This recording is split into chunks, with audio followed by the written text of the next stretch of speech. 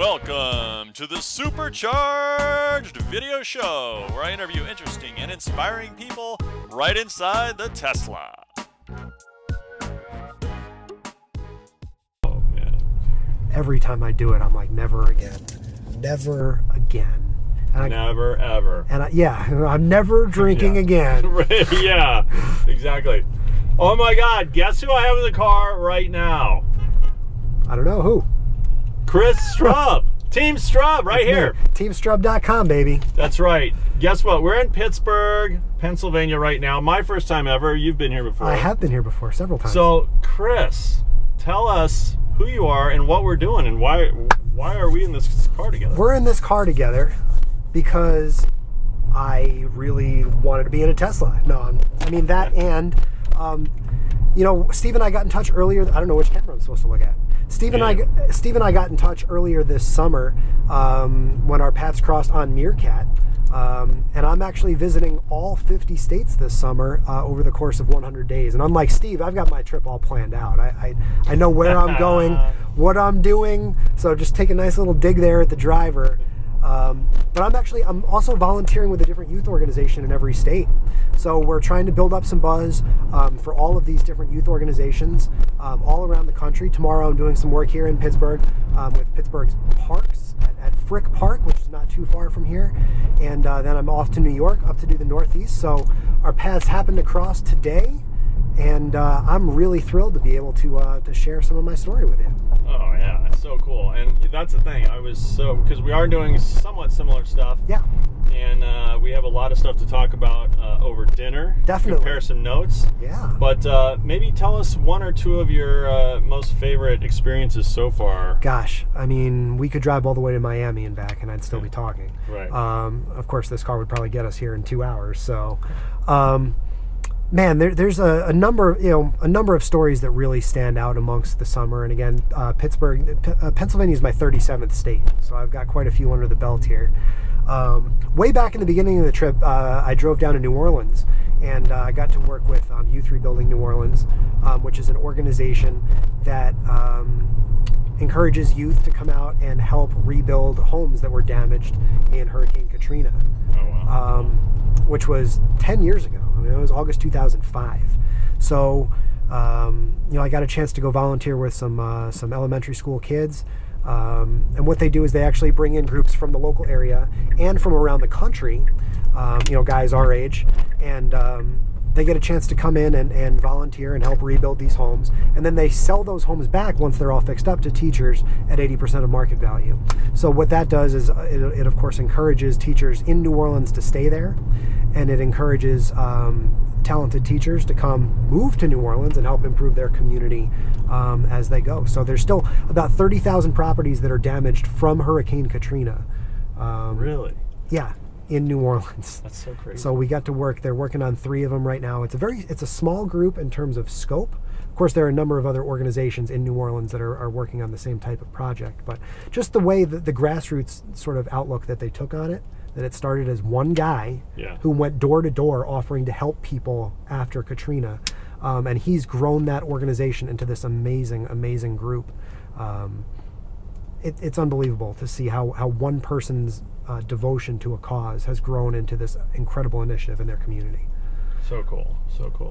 Yeah. And that's what you're doing. You are shining the light on all these different unique organizations. So I'm taking my Honda Accord, so not quite the Tesla. The car is actually signed. We're gonna have Steve sign it later tonight, but it's signed by all of the different organizations that I have a chance to meet up with, and I asked them to impart their best piece of advice for a young person onto the car itself. So when you see the car, it's got autographs of all different colors and shapes and sizes, bumper stickers and everything, and it's really a traveling sort of memento that people can look at in parking lots, on the highway, whatever. And really feel inspired and hopefully inspired to get out and volunteer. Awesome. I mean, it's really cool. Yeah. No, I love it. It's really cool. Speaking of inspiration, you're inspiring a lot of people. What is the one thing that gives you the goosebumps or the chills? getting to meet the kids, man. Yeah. I mean, everywhere you go, the one thing about all the kids is they share that fresh outlook on life. You meet with adults and they come in with so many misperceptions, gay or straight, white or black, Asian, whatever. The kids don't care about your denomination. They don't care who you are. They care that you're there to help. And you can't see my shirt too well on camera 1 or camera 3, but it says I am here for a reason, that I'm there to help. I'm there to make a difference. I'm there to meet with the kids and really do whatever I possibly can in that short amount of time that I'm in each city. Well, I like that too, because it's not only are you here, but there's also another deeper thing to that you're here and you're actually paying attention. It's not like you're on your phone and you're like, yeah, whatever. You're like here, present. The one thing that so many of these kids who need help really need more than anything is someone just to listen, and that's something everybody can do. Oh God, yeah. That you just go in and ask, how is your day? How are you doing? Right. Tell me about the medal that's around your neck or the T-shirt that you're wearing, and these kids will go on and on and on, yeah. and that's not difficult to do. You sit down and you listen and you hear their problems and you hear what's going on in their lives, and even just a couple minutes can make an enormous difference with a kid. Oh, yeah. I hope that someday, these kids will look back at my experience and say, hey, this was pretty cool. This guy came around the country and came to visit me. Right. And when I can look back in 20 years and maybe catch up with some of these kids and see how they're doing. A lot of these kids are disadvantaged in some way or another, but you can tell that they're on the right path and they're getting the help that they need thanks to all these great organizations. So it's powerful stuff. It really is. Yeah. It really is. No doubt. That is super cool. What, you're from where? Born and raised on Long Island, New York. So New York is the next stop on my trip. I can't wait. I'm actually heading to upstate New York. And then I'm going to circle around the Northeast there through all those little states, right, and then spend a little bit of time back with my family on Long Island. Oh, good. So that'll be fun. But I live now in South Carolina. So the trip will end August 21st in North Carolina. So we'll have a big celebration hopefully that day. 2 days later, August 23rd, that's my 30th birthday. So there you go. Yeah. You know it. Maybe I'll get a Tesla for my birthday. Maybe I'll get Steve's Tesla. That's that's pretty impressive to do that in your 20s. I've always aimed at trying to get as much done in my 20s as I possibly can, and then who knows what the 30s might hold. Hey, right, exactly. So, well, the thing is, and you're helping kids, which is super cool. Yeah. But it's an inspiration to any age, because it doesn't matter how old you are. If you're really old or really young, you shouldn't because I think what both of us are doing is something that most people they just brush it off in terms of something that they think they could do. Yeah. Well, you know what? Actually, you can do it. You know what, Steve? Here's what I've been thinking about that same point for the last few days here, and so many people allow bad things to dictate their lives. Totally. That people look at stuff like what we're doing as sort of bucket list type stuff, that they might wait for a diagnosis or for a loved one to pass away or something, or something catastrophic to happen to them as an impetus to go do something that they've always wanted to do. And I love that for you and I, it's a passion. It's we wanted to do this and we're doing it because we want to do it. You know what I mean? Yeah.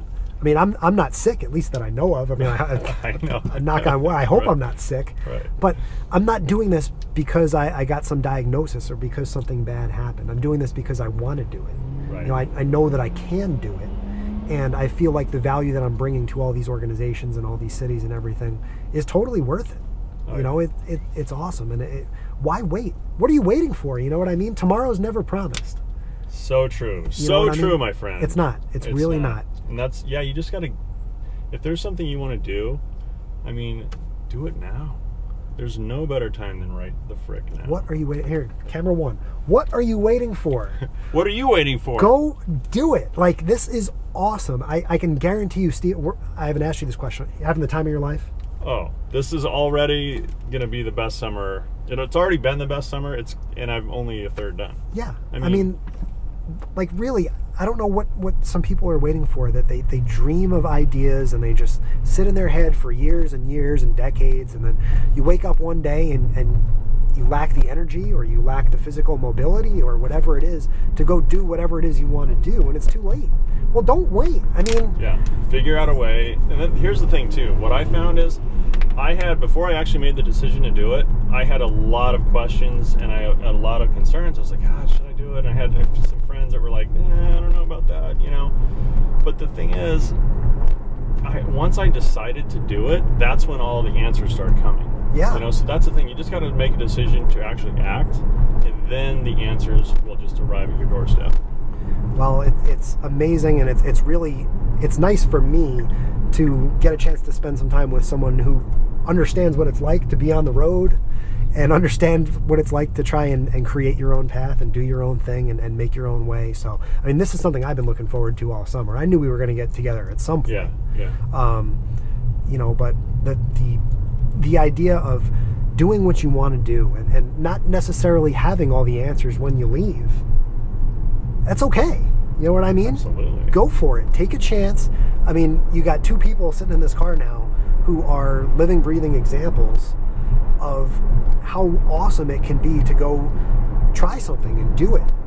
And you live and you learn. And I think both of us will have the opportunity to learn from what we're doing this summer and grow from it, and we'll both be better from it in our own ways. And it'll be even, we'll be able to multiply that by getting a chance to share those ideas tonight. But, I admire what you're doing. I think it's great. I love meeting people with that passion, that go-get-em attitude, and, to come together in a beautiful city like Pittsburgh. I'll give you a hint. That's what you want to compliment the city that you're in all the time. Of course. Media tip number one. A beautiful. This really is a great city, though. And Steve said that this is his first time here, so we're going to go drive by PNC Park here in a minute. Get over a couple of the bridges, and yeah, we're about to bridge it here. About to bridge it here. Hey, give us a fun fact about you that a lot of people might not know. Gosh, a fun fact. I'm one of the worst golfers in the history of New York State. I am absolutely brutally terrible. I'd give you a run for your money. I wish we both had a chance to go play golf. I mean, that would be fun. I'm actually golfing this Friday at my alma mater. Our alumni association is putting on a golf tournament. And I sort of scheduled this part of the trip around that day that I get to go back and participate in this tournament that's been a big part of my life over the past like 5 or 6 years. So that'll be fun. What else? I love avocados. Ooh, yeah. Avocado is my favorite food. Avocado is my drug. Is it really? Oh my God! When I eat an avocado, it's an expensive food, my friend. It is, but it's cheaper than crack and weed. You know what I mean? This is true. This is true. It's it's eating healthy is really a. This is another thing Steve and I will get a chance to talk about tonight over some enjoyably unhealthy food at Hard Rock Cafe. But trying to eat healthy on the road, I'm sure, has been a big part of what you're doing this summer as well. Yeah. That sometimes it's tough to be gracious about all the hospitality that you receive. Oh, man. When people offer you foods and that sort of thing, and you're like, just try to keep my mind together, because when you're by yourself, it's a strain on yourself mentally. It really too. is. Yeah.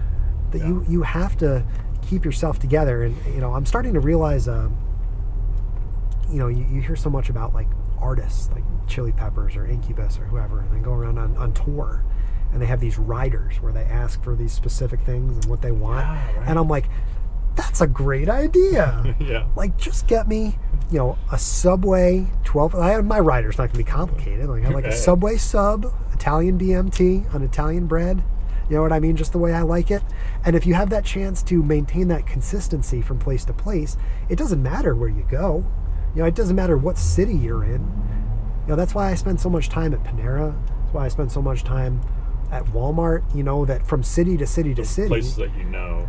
You go to a familiar place, and the travel is just the travel. I mean, it's not a big deal. Yeah. People worry about, things in Alabama, but people are all the same. Right. You know, just because you're in a different area of the country, I mean, the weather's going to be a little different, but you know, if you're able to maintain that consistency in your life, whether it's exercise and, you know, eating consistently and, you know, as you know, putting out a consistent video product. Hi. I think she wanted to check out the Tesla. So how are things going with you? Things are great, man. I got to turn the tables here on Mr. Steve here. This is what, so I also conduct interviews of my own at every organization that I go visit.